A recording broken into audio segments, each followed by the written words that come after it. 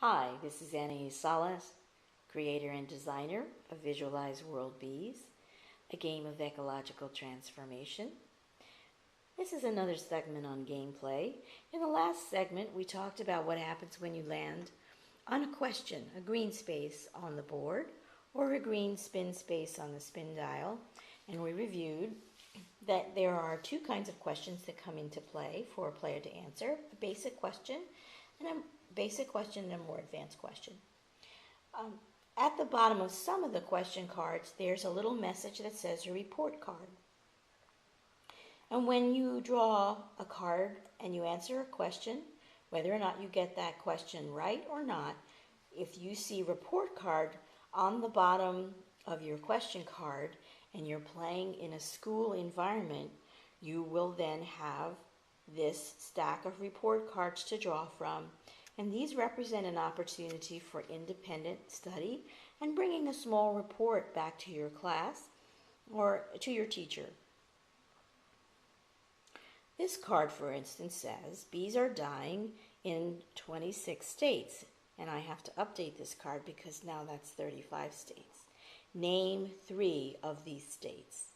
And so you would have an opportunity to name 3 of the 35 states where honeybees are dying en masse, which is having a really serious effect on our global food security. Now, as we learned before, a player can land on a white space and they can spin.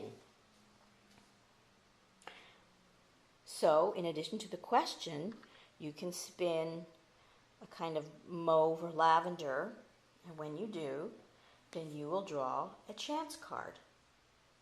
And on the back of the chance card is an impact to your particular play. This card says, you inherit your family's 2,000-acre tree farm, you turn 500 acres into an organic farm, add 100 hives. Now, in addition to that, you would also, because it says you've turned acreage into an organic farm, 500, you can put a farm tile there. And you would also add from the stack a token of 100 hives, which you would probably place in between on your suburban stack, and that would cover and transform both of those spaces. The other opportunity is to land on the orange section of the spin board,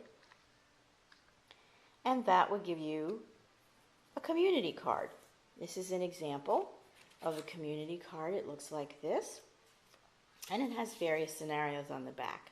This one says, your community organizes 1 million online signatures in support of honeybee habitat. As a result, the Environmental Protection Agency begins the process to ban a lethal pesticide. So this is a community card, and it gives us ideas and ways which we might become community organizers in working on behalf of the bees. So you can imagine that in a big city like Los Angeles or like New York City, you could collect 1 million signatures to send in to the government, which would have an impact on whether or not a particular pesticide might be banned. When you land on a yellow space, you have a choice. When you land on a yellow space on the spin board, you can choose between a resource card or a honey money card. Resource cards are important in the game because as the game moves forward, people will have varying amounts of resources available on their section of the playing board as they transform it. Some will be ahead and some will be behind.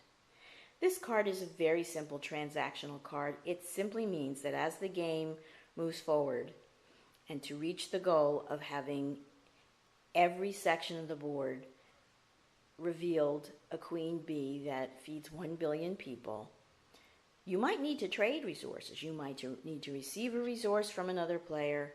You might need to give another resource to another player so the game can actually be won. And that's the purpose of this card. All right.